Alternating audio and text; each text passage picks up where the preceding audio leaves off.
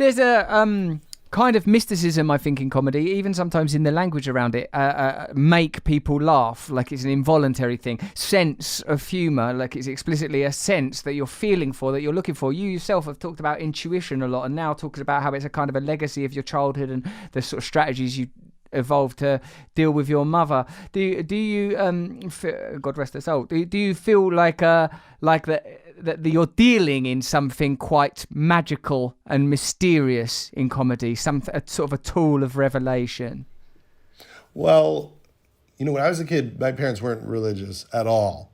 They never talked about it. They didn't even talk about the absence of it. They never said, by the way, we know we're godless people and we're not filling this hole for you with anything. They didn't talk about atheism. They didn't talk about Judaism. I once said, can I get bar mitzvahed? And they said, no, you just want the money.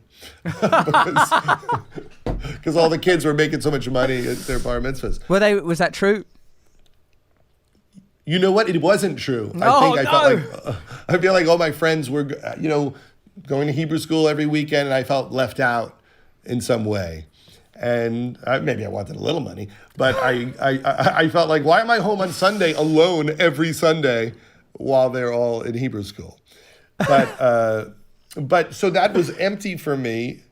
I've only really been able to fill it through, interest in Buddhism and, I'm a pop psychology fan. I read everything, and a lot of it is very helpful to me. I'll have my Eckhart Tolle by the bed all the time, and it really has been very, very helpful. But the only time I feel God or just something, the intelligence of the universe, oddly, is in the moment of creative inspiration.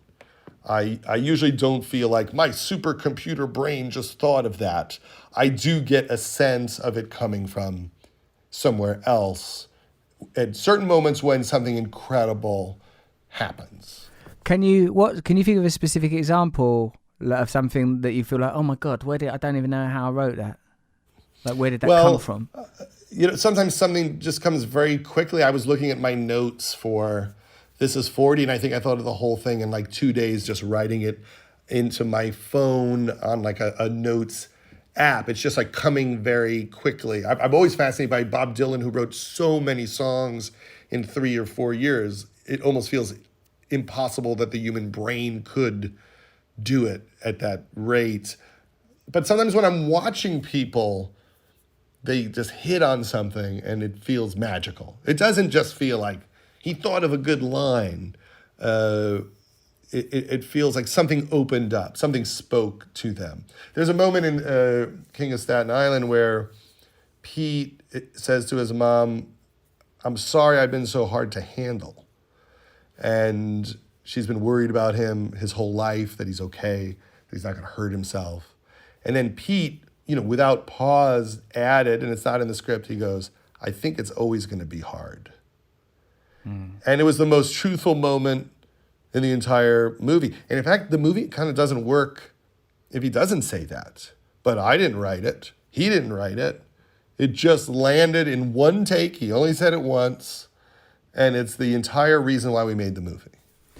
Beautiful. Like, I feel like that thing that Gary Shandling said, I'm sure you're aware of, I don't remember where I saw him say it, but like he said, like all of this endeavor is to capture like once in a while some moment of truth will happen and you think, oh, that wasn't an imitation, that wasn't a construction or a concept, that was it. You see it in these, and that sounds like it was one of those where not only is there this sort of almost divine aspect of creation, but it is somehow also delivered. And I think sometimes, Judd, that the reason that it feels so resonant and why George Shapiro says it's like falling in love and why you speak about comedy with the reverence that you do is that it is a kind of transcendent form. I think sometimes of comedy that the reason I think it's such a high art form is that, like you said before about the Larry Sanders being a sort of a metaphor for our on-stage, off-stage, mask, no mask personas, that on some level all of us are aware that we're going through life sort of pretending to be something that we're not, working a hustle, trying to keep hold of something, trying to get something, not letting go, and so all of these sort of games we're playing. And then in those perfect moments of comedy, it's like something looks from behind the veil and tells you, I know this, and it's sort of something very cosmic and powerful. And I think about the sort of the archetype of the trickster that is a recurrent, perennial religious or spiritual idea, that the trickster is like in, say, American mythology, like the hare or the raven or whatever, this character that's beyond, like these sort of oddly morally ambivalent characters that are neither good nor bad, that are not attached particularly to morality, don't have the piety of a figure like Christ or the serenity of a figure like Buddha, but are like sort of telling you, this is a game, this is not real, this is not. And there's I find that is one of the, maybe the essential thing about comedy that I find sort of beautiful, the continual revelation of these masks, whether they are the mask of persona or the constructs of our societies that operate on these imagined power hierarchies or imagined, structures. Well, I remember we were location scouting for an important scene near the end of the movie. And in the movie, Pete's father was a fireman who died in a hotel fire. We decided not to make it 9/11 because it's so big a subject and means so much to so many people. I didn't feel like a movie could handle it. And I didn't want it to be that everyone was in grief about Pete's father dying. I wanted it to be his problem. Yeah. But we're scouting for this important scene. And I was like, well, maybe he comes over here and he stands here and he looks around.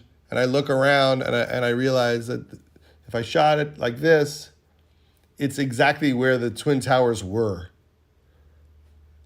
And you could see the Freedom Tower peeking out from behind another building. And that is how we wound up shooting this moment. But those moments make you believe in something else. Yes. And I like that. I also believe that in terms of casting. And sometimes I bumped into Holly Hunter. I was visiting a college with my daughter, and Holly Hunter was a guest speaker. And I watched her give notes to all these acting students. And then when we were thinking about who should be in The Big Sick, I thought, I just bumped into Holly Hunter, and I feel like that's why. I feel like it's because she's supposed to do this. And then she's brilliant in the movie. And that does happen. One of the funny ones was when we were doing the pilot for Freaks and Geeks. I had met Jake Kazan, who was, I think, 21 years old. He had directed one movie when he was very young, and I had never seen it. And I asked him to direct the pilot of Freaks and Geeks, and I had never seen his movie. And then after he said yes, I watched it that night, and it was, a detective movie, and I thought, this is nothing like Freaks and Geeks. Maybe I should have watched this before. And then obviously he designed the whole show and gave the notes that helped me and Paul Feig and was a brilliant partner on the entire series. But somewhere in me, I thought, I think he's the guy that's going to join our group. Wow. I like these indications of an ulterior intelligence making itself occasionally felt materially, sort of in some moments. It's one of the ways you can read reality. It's one of the ways you can connect to reality, like acknowledging, at least, some would say honouring a moment like seeing that tower when this subtextual component is like making its presence felt. That's pretty beautiful. And I wonder even what it is when when we talk about trusting instinct or things coming from elsewhere. This is not just logical, rational materialism, is it? It does feel like the very act of creativity, as you have said, is a kind of divine act. And that's perhaps the reason that your instincts are so honed and your intuition has been so successful for you, is that you have a pretty open relationship with whatever that is. Yeah, I try to, and maybe that's just the absence of other spirituality. At some point, I read somewhere, someone said about life and death, you have to love the mystery.